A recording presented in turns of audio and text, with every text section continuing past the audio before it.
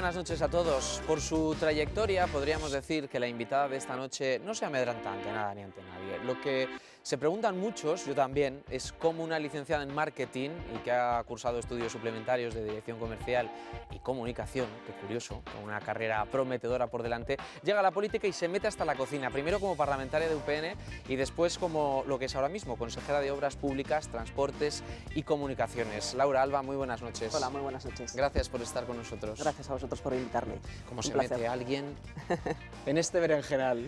Pues no voy a decir que de forma casual, pero desde luego de forma no buscada, ¿eh? La verdad es que yo, si alguien me hubiese dicho cuando estábamos estudiando y a qué te vas a dedicar, lo último que hubiese dicho es a la política y mucho menos que llegase a formar parte de un gobierno. Pero bueno, la vida, mi actividad aquí en Navarra me llevó a tomar parte activa, pues bueno, dentro de lo que llamamos la sociedad civil, en organizaciones empresariales. Tuve el honor y el placer de presidir la Asociación de Mujeres Empresarias de Navarra.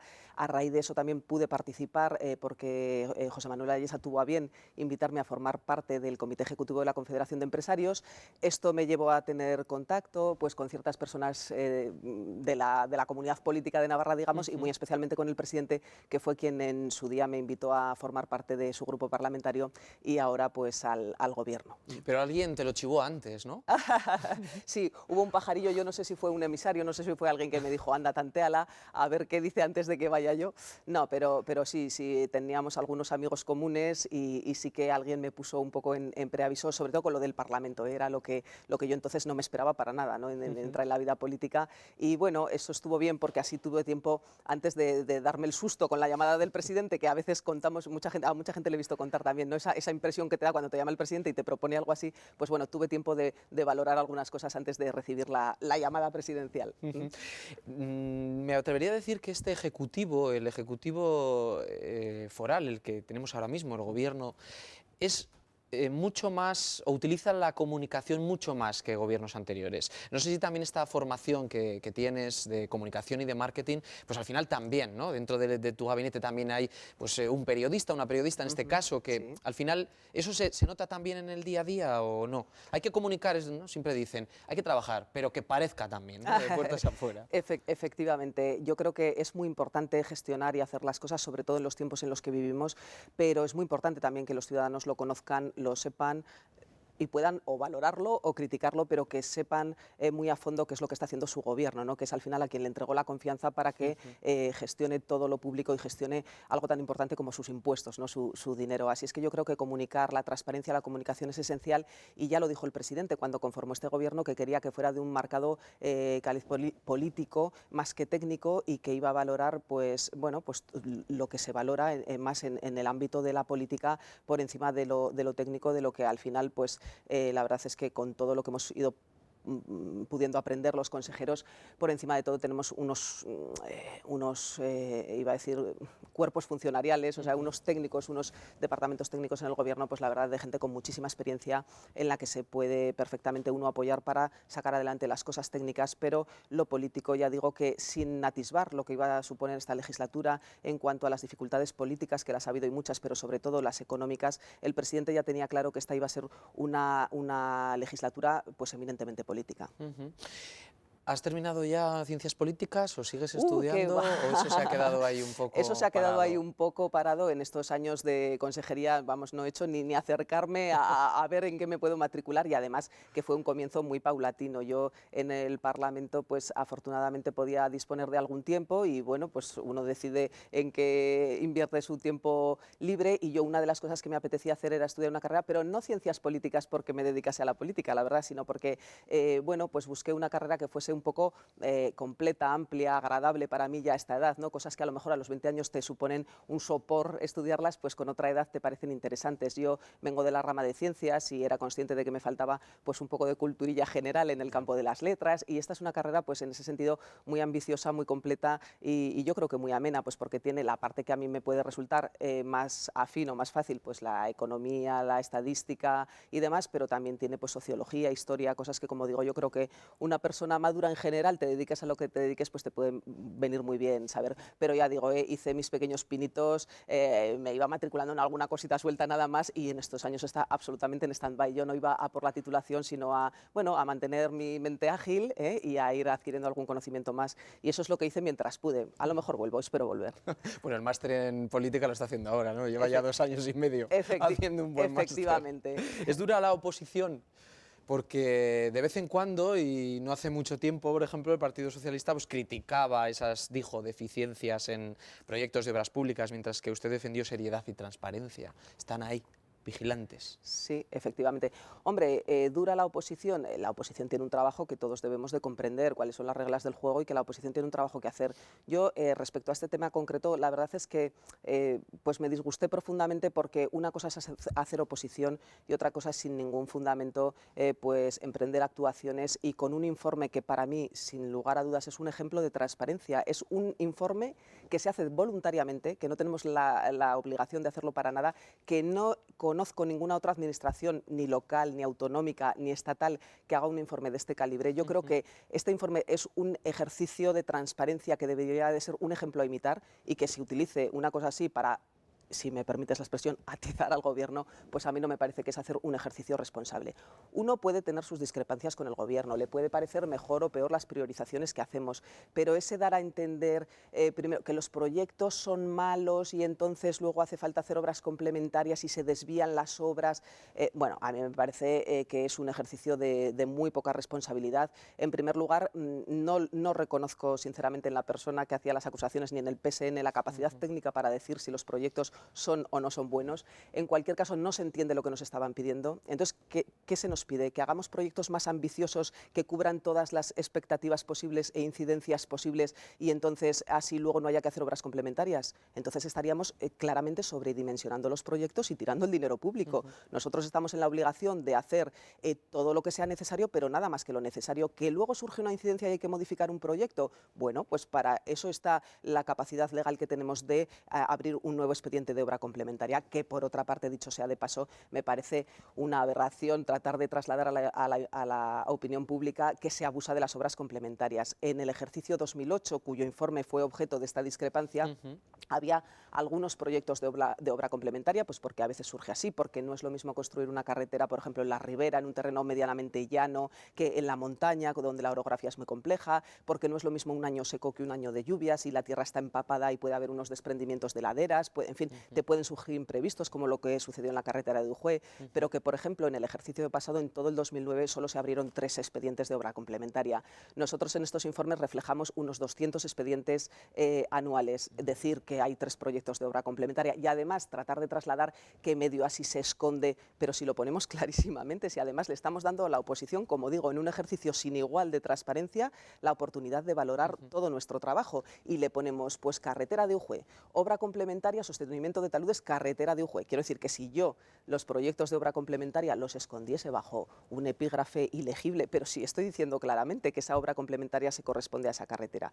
Dicho esto, después el Parlamento nos instó a emitir unos informes diferentes, porque nosotros hacemos un informe de gestión de los contratos, es decir, que si yo a un funcionario le delego la responsabilidad de dirigir una obra y le digo, mira, esta obra se ha adjudicado por este importe y cuando la acabemos y la liquidemos veremos a ver cuánto se ha desviado de ese importe. Y yo creo que son unos márgenes, estamos hablando del 2 y pico % absolutamente envidiables, que es que en el Estado estamos hablando de desviaciones del 40% de los proyectos.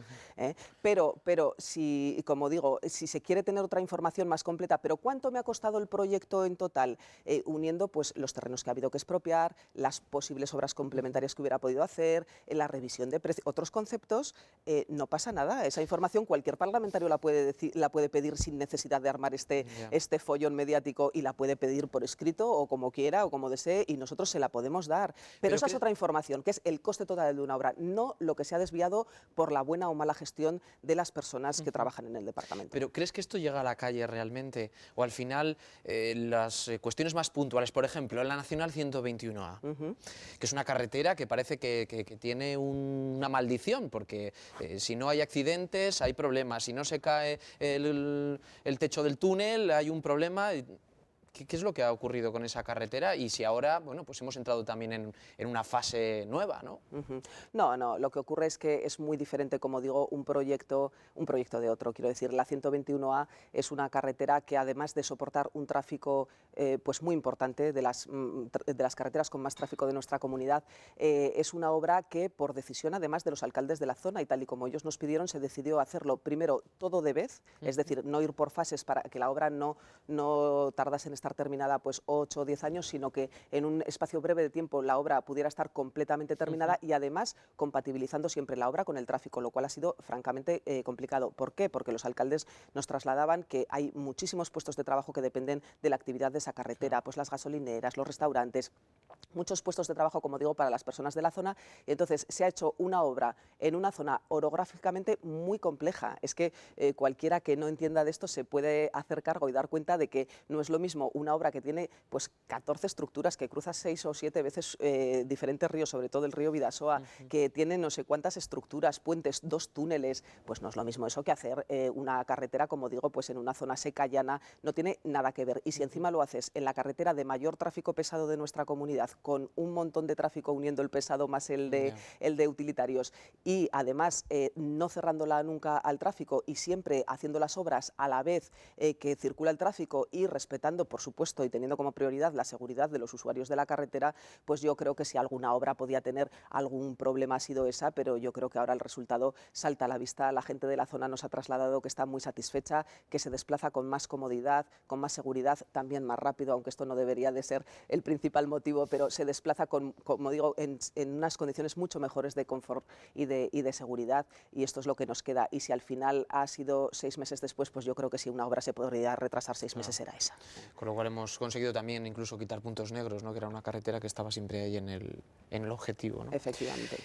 ¿Cómo es la calidad de las carreteras navarras? ¿Podríamos ponerle una nota del 0 al 10?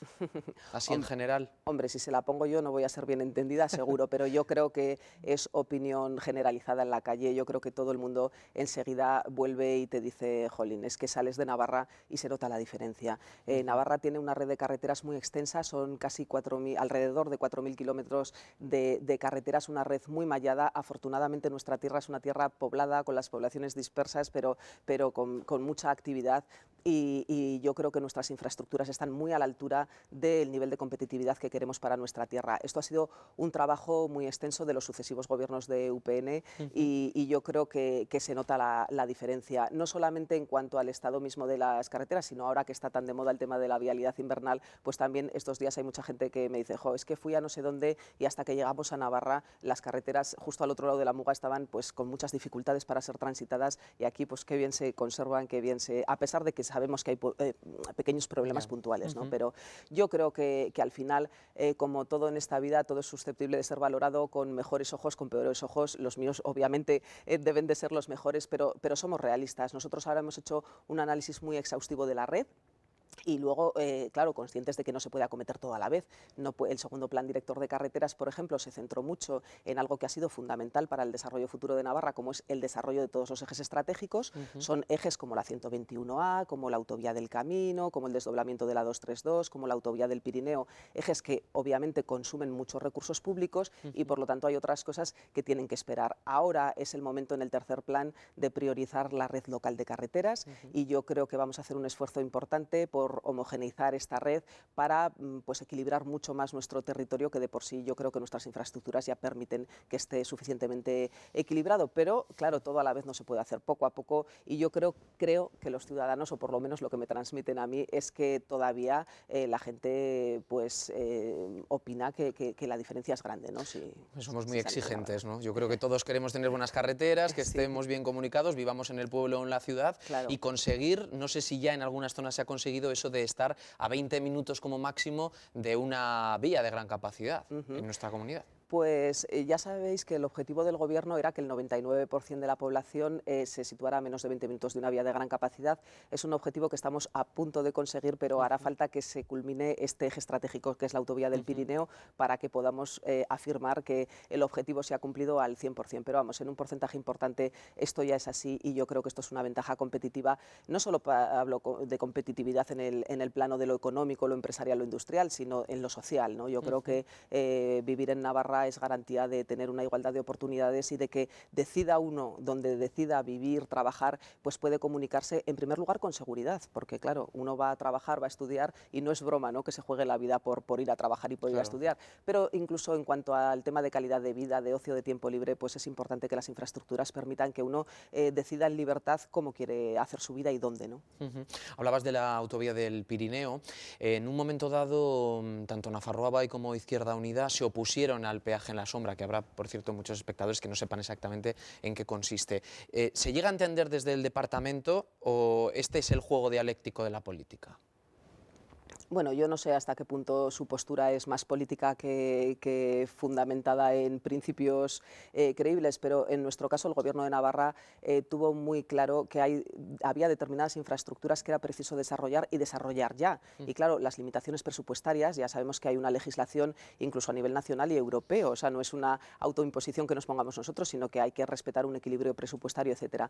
La disponibilidad presupuestaria impediría que obras de este calibre, de este tamaño, de esta envergadura, pudieran acometerse a corto plazo, pero si queríamos que nuestra tierra fuera una tierra competitiva, donde vengan más proyectos empresariales, porque claro, una empresa donde decide, por ejemplo, dónde va a implantar su actividad, tiene en cuenta muchos factores, en fin, de muchos tipos, la fiscalidad, el precio del suelo, los servicios que tiene alrededor, la capacidad y la formación humana del tejido humano de los trabajadores que pueden prestar su trabajo a las empresas, pero un valor fundamental en la decisión de una empresa de dónde se implanta es si tiene o no buenas comunicaciones. Esto es fundamental para cualquier empresa, yo diría de cualquier sector, fundamentalmente del industrial. No en vano Navarra es la comunidad más industrializada de España, pero vamos, de cualquier sector. Por lo tanto, si el Gobierno entendió que esto era una prioridad, pues la forma de hacerlo era de esta manera, porque si no, el equilibrio presupuestario y la disponibilidad presupuestaria de cada ejercicio haría imposible acometer estas infraestructuras que yo creo que han supuesto pues un revulsivo para nuestra comunidad, por lo que digo, porque todo el mundo puede elegir dónde vive, dónde trabaja y comunicarse con rapidez, con seguridad, con comodidad, pero además porque Navarra queda mucho mejor incardinada en toda la red española y europea de las comunicaciones y por lo tanto aprovechamos mejor nuestra situación geográfica, que es privilegiada en este sentido, ¿no? ¿Ha recibido alguna queja de la comarca de Sangüesa de haberse sentido un poco olvidados a la hora de trazar esta autovía? He recibido algunas quejas, algunas demandas, bueno, en forma de todo, tampoco todo ha sido en forma de quejas, sino en forma de que la gente quiere expresar su sentimiento y quiere hacer sus demandas. Yo soy muy sensible a estas demandas y la verdad es que comprendo perfectamente que todo el mundo, el ciudadano de a pie, sus ayuntamientos, sus representantes políticos locales aspiren a lo mejor, ¿no? Pues porque para ellos es importante y además es su labor. Lo que ocurre es que, bueno, pues hay que ser conscientes de que en el Gobierno, nos guste o no, venimos, aparte de a comunicar, como decíamos antes, venimos a tomar decisiones, no todas son fáciles y nosotros debemos de priorizar. Al final sabemos que la realidad es la realidad, que va a haber la capacidad de actuación que va a haber. Y entonces pues tratamos de gobernar para todos los navarros con criterios de igualdad, desde luego, de oportunidades y bueno, pues igual que ellos, por ejemplo, demandaban, claro, es que cuando se hizo la autovía de Estella, he leído en algún sitio también, ¿no? Pues se completaron carreteras secundarias y aquí nos está, bueno, pues hablando de Estella en concreto, por ejemplo, Estella, que es una población que prácticamente triplica a la de Sangüesa, no se desdoblaron las entradas a Estella. Las entradas a Estella están hechas por unas carreteras mejoradas, pero carreteras de doble vía, no autovía, ¿no? Entonces, a mí me gustaría trasladar dos cosas. Primero, calma, en el sentido de que hay un proceso de información pública abierto, que para eso sirven, porque si no, el Gobierno no sometería sus proyectos a información pública, haría lo que considerase oportuno y apechugaría con las consecuencias de sus decisiones y ya está. Pero bueno, hay posibilidad de alegar, etcétera.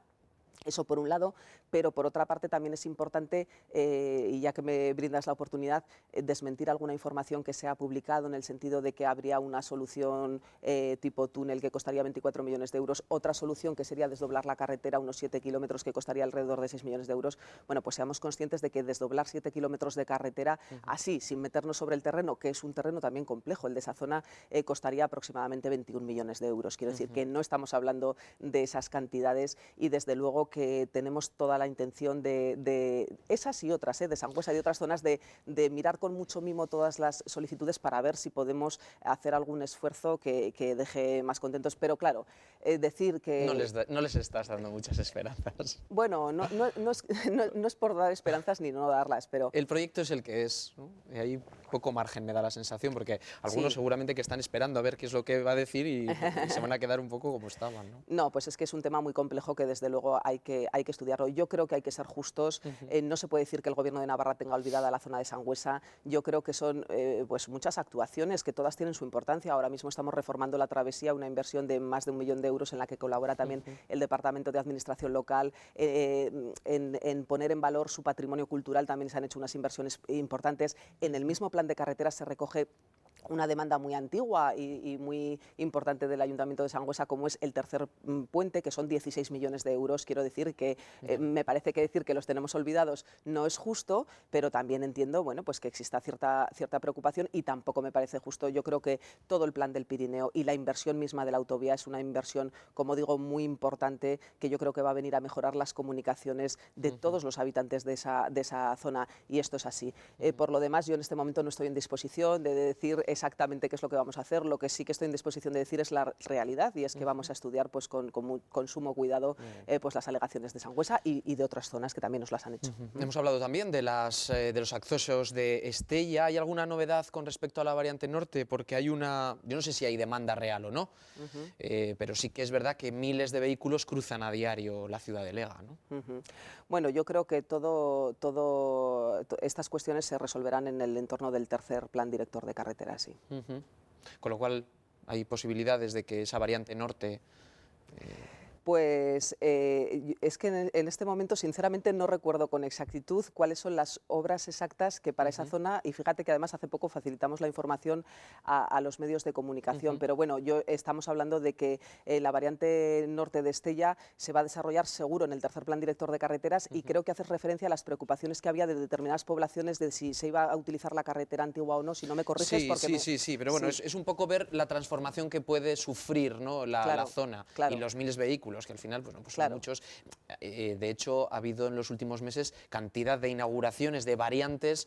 Ha sido una constante en muchísimos pueblos de Navarra la ejecución de las variantes, ¿no? Que lo que han hecho ha sido sacar al final ese tráfico fuera del casco urbano. Claro, efectivamente. Para nosotros cualquier actuación tipo variante es una actuación muy importante, porque para nosotros es fundamental separar el tráfico de largo recorrido del tráfico local. Esto proporciona mucha seguridad a ambos, tanto al tráfico de largo recorrido como sobre todo al tráfico local, pero y al tráfico de personas y peatones. Pero vamos, en el caso concreto de la variante norte de Estella se va a acometer. Yo sé que se ha creado cierta polémica respecto a cuál va a ser el trazado o no trazado, y lo que sí que he de decir con total claridad es que en este momento no hay un proyecto aprobado ni por asomo ni definido. Las cifras que se reflejan en el plan director de carreteras se corresponden siempre a un cálculo, pues como el que te he hecho yo antes con Sangüesa, pues más o menos sabemos que un kilómetro de carretera es 1 millón de euros, que un kilómetro de autovía son 3 millones de euros, pero haremos seguro pues una solución pues buena para una ciudad, como digo, con muchos habitantes y que además es un polo de atracción de la zona y que recoge mucho tráfico de la zona.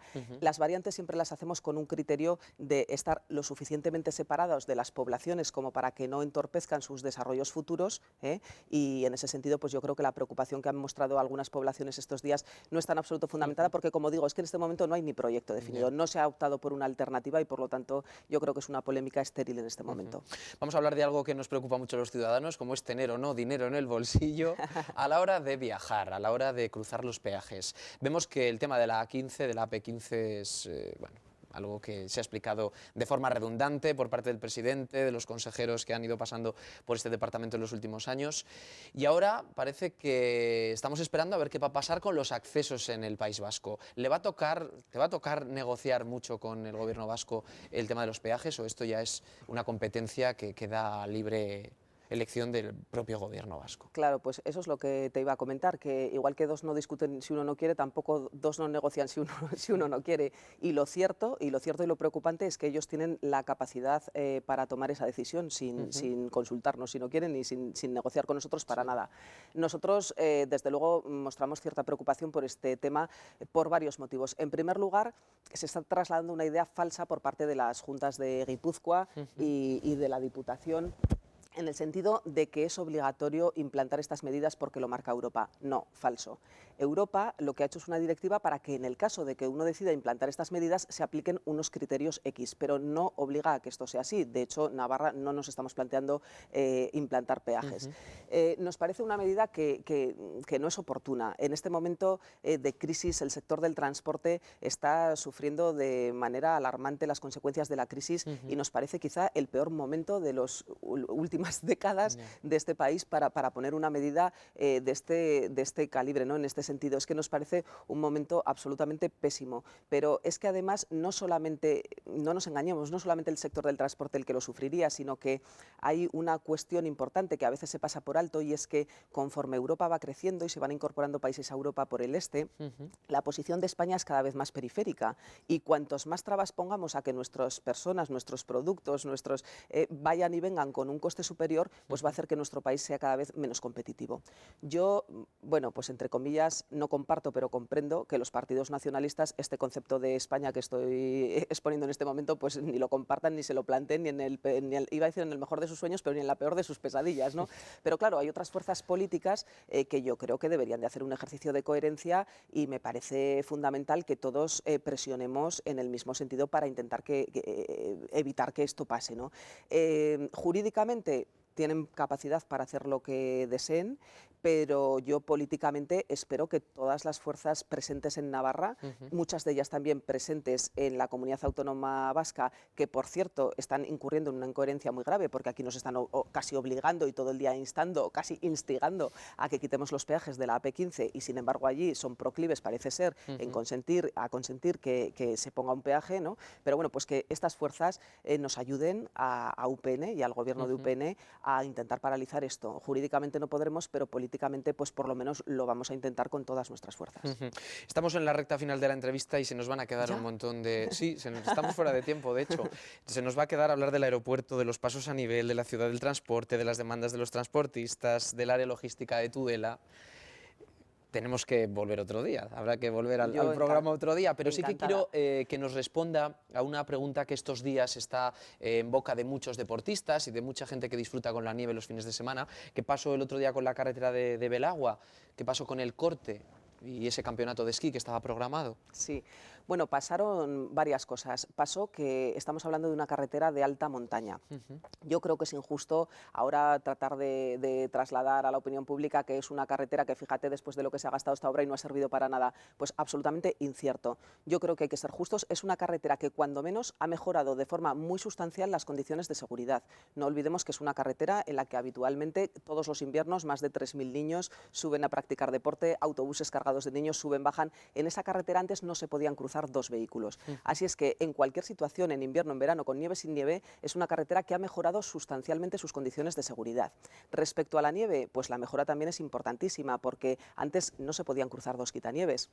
La carretera estaba en la práctica la mitad del tiempo cortada en un sentido o en otro, porque si pasaba un quitanieves no pasaba un coche, con lo cual solo o uno iba detrás del quitanieves o tenía que esperar al siguiente turno. Luego, yo creo que las condiciones han mejorado, pero muy, muy notablemente. Yo también creo que es injusto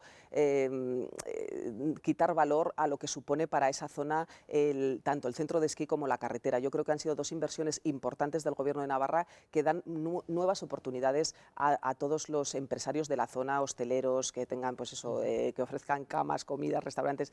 Yo no me creo que el hecho de que 3.000 y pico niños al año suban, más toda la gente que sube en plan privado, no dejen ningún beneficio en la zona. Comprendo, eso sí, pues que sea una contrariedad muy grande, que de repente pues te anulen no sé cuántas habitaciones, no sé cuántas sillas en tu restaurante. Desde luego que eso no es una contrariedad, pero yo creo que lo que aporta es mucho más que lo que quita. Como digo, solamente teniendo en cuenta el tema de la seguridad ya es una inversión importante de por sí, pero yo creo que también ofrece muchas más posibilidades a la zona. ¿Qué es lo que ocurrió? Pues que es una carretera de alta montaña, y que cuando se produce una situación como la del otro día en que había una auténtica tempestad, es que no nos imaginemos que nevaba como cuando nieva aquí en Pamplona, es que estamos hablando de unas cotas altísimas en un lugar donde se produce un cambio de vertiente de la Cantábrica a la Mediterránea y donde las ventiscas son tan fuertes que dudo mucho que ni aunque hubiésemos mantenido abierta la carretera se hubiese podido practicar la competición deportiva, que esa es otra cuestión, es que las condiciones meteorológicas no eran para que nadie estuviese allá arriba, ¿no? Pero el problema desde luego no fue el poder mantener la calzada limpia, como de hecho se ve en algunas fotografías que han salido publicadas en algunos medios. El problema fue que había riesgo de aludes y una falta de visibilidad en la que Protección Civil, con muy buen criterio, no pudo permitir que la gente se juegue la vida en la carretera. Entonces, el deporte, fabuloso, el ocio también, las oportunidades económicas para la zona, muchísimo mejor. Nosotros creo que hemos hecho una apuesta muy importante por esas tres cosas y el Gobierno ha dedicado muchos esfuerzos, pero poner en riesgo la vida de las personas bajo ningún concepto. Llueva lo que llueva y lluevan las críticas que lluevan, estamos dispuestos en fin, a pechugar con ellas, pero en ningún momento a poner en riesgo la vida de nadie. Laura, y en esas condiciones no se podía mantener abierta. Ha quedado claro porque es que ya sí que nos echan hasta del plató. Así que muchísimas gracias por haber estado con nosotros y a ver si no tardamos más de un año en volver a vernos en este programa y podemos hablar del tren de alta velocidad ya en serio, porque como hasta ahora parece un poco chiste, pues lo dejamos para la próxima. Pues para la próxima, yo vendré encantada. Muchas gracias. A ti. Gracias. Gracias también a todos ustedes por habernos acompañado. Volvemos la semana que viene. Adiós.